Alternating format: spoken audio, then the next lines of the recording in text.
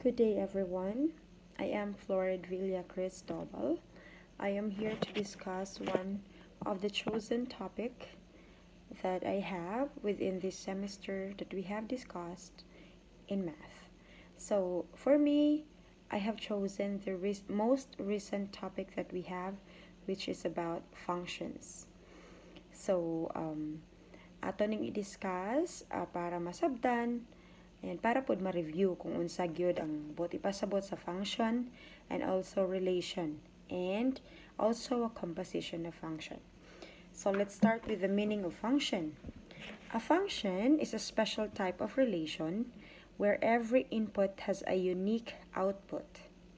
A function is a correspondence between two sets, which is called the domain and the range, such that to each element of the domain there is an assigned exactly one element of the range.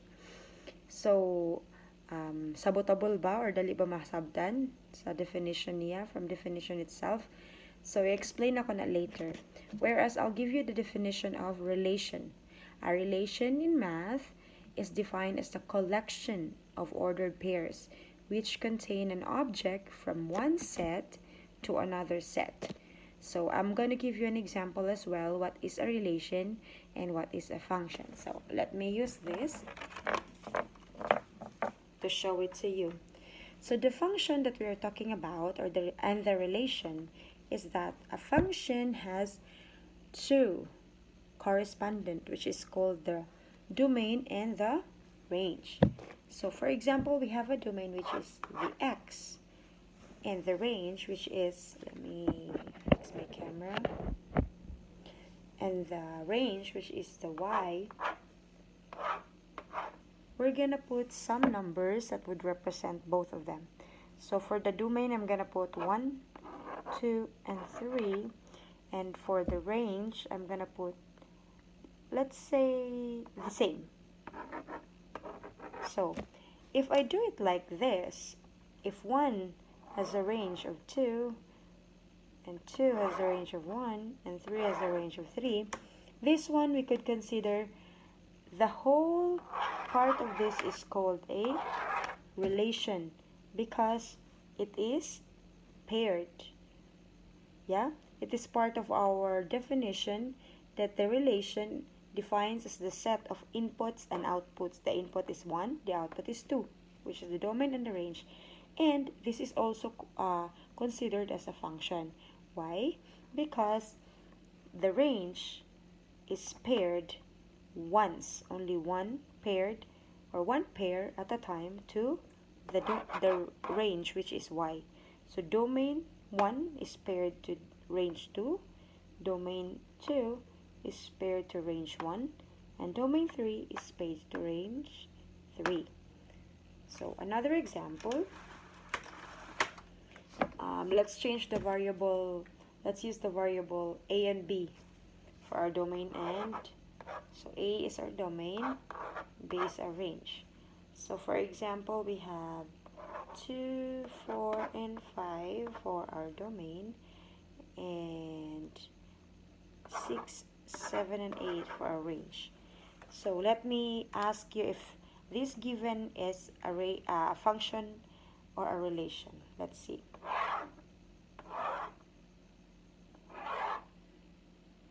Alright, so in the given, as you can see, there is one part of the domain that is not paired to anyone in the range. So what can you say about this? Is this a function or even a relation? Yes, correct. This one is not considered a relation nor a function. Why? Because as a relation meaning said, it's a set of ordered pairs. So there's a set of ordered pairs here. There is, but it's lacking because these two are not paired. One of our domain is not paired to any of the range. So this is not a relation nor a function because sa pagtanaw nimo wala na gani ni siya pair ug ang ato pag yung domain which is the 2 is paired twice, which is 6 and 7. So it is paired twice to our range, which is supposed to be only once. Gets? Okay, I'm gonna give you another example. Let's say W for the domain and X for the range. We have 7, 8, and 9, 10, 11, and 12. So let's pair this. Alright. So is this relation a function? What do you think? So if you understood it already, very easy. Yes. The answer is yes. This is a relation, and also it is a function because see, our domain, all of them are paired to a range one time. So clear na po? Function, dapat ang atong domain, ma-pair lang siya once sa atong range. Dili po di kaduha. Dili po di siya ma-consider as a relation kung isa sa domain nga wala na pair kay set of ordered pairs man. Gets? Alright, so let's proceed to the next topic, which is function composition, or shall we say composite function. Ang composite function naman, tricky siya to understand, but then it's easy pag imog yun siyang sabton og tarong, no? Kay ang composite function, it's considered to have two given functions nga pag isagol na to silang duha, na siya'y result. So mao ganing composition of function kay iuban na to ang duha nya mo result check isa. So bali mag-substitute ana, sorry.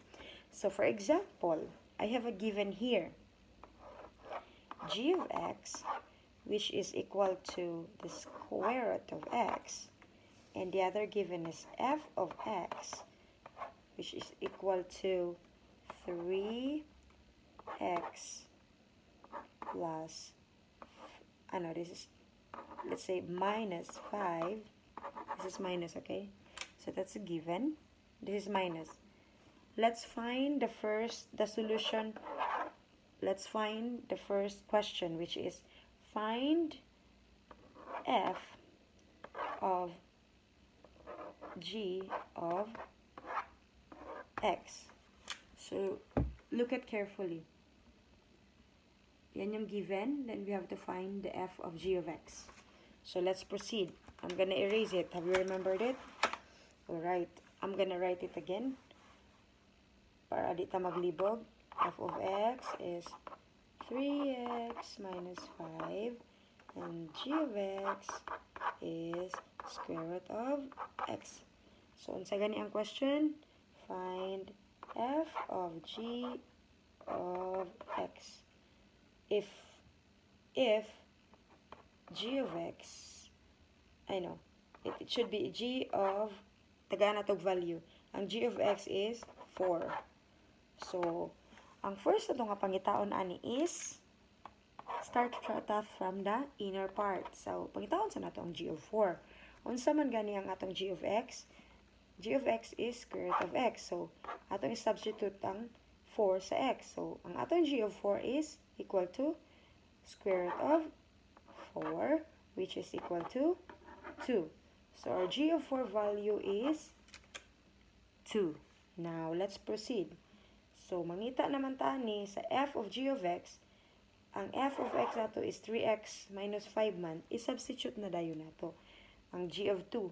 So, mahimo na siyang f of g of 2. Kaya mo man ang value sa g of x equals to 3 times, butang na to ang g of 2, which is 2, g of 4, tama lagi. G of 4 din sorry. F of g of 4, which is 2, so 3, substitute the x with 2, minus 5, equivalent to 6 minus 5. So, ang answer sa f of g of x or f of g of 4 is 1. Nagets na to? It's a bit tricky, no? It's hard to understand sometimes. Pero, with more examples and more explanation, we would understand it well. Let's do it again. Let's make another example related to that. Let's go back from our given what do you call this, given functions.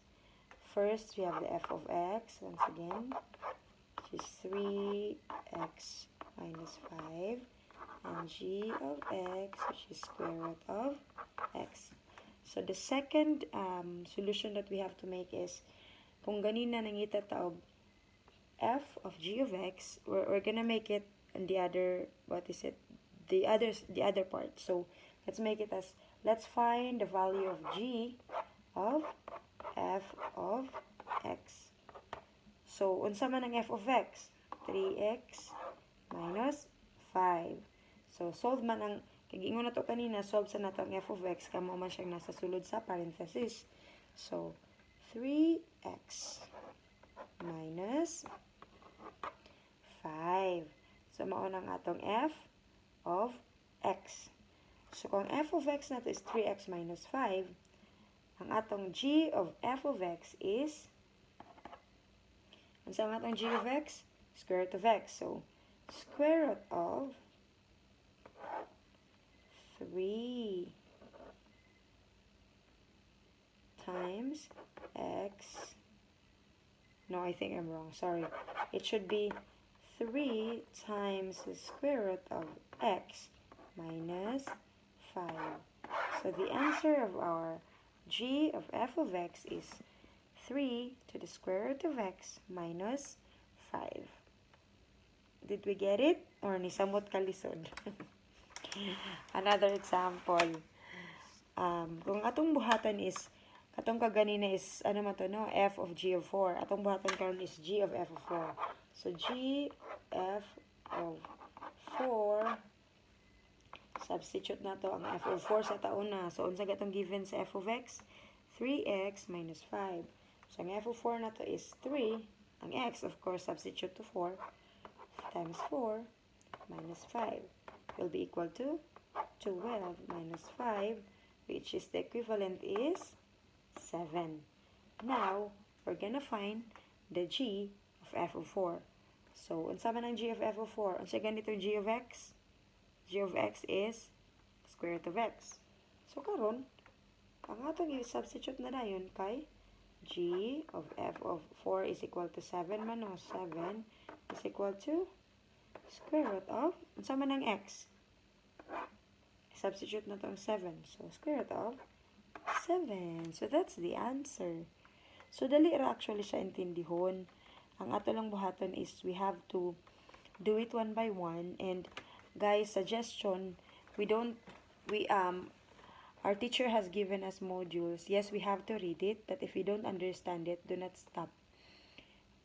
In my side, I normally do searching in YouTube.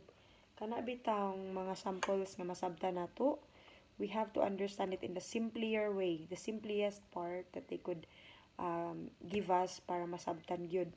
Because math is actually very tricky, that if you don't understand from the beginning, you won't understand till the end. Lisod jud siya. So, sa tanan nga to na-discuss karon, which is function and relation, nabatay na sabtan. Always remember ha,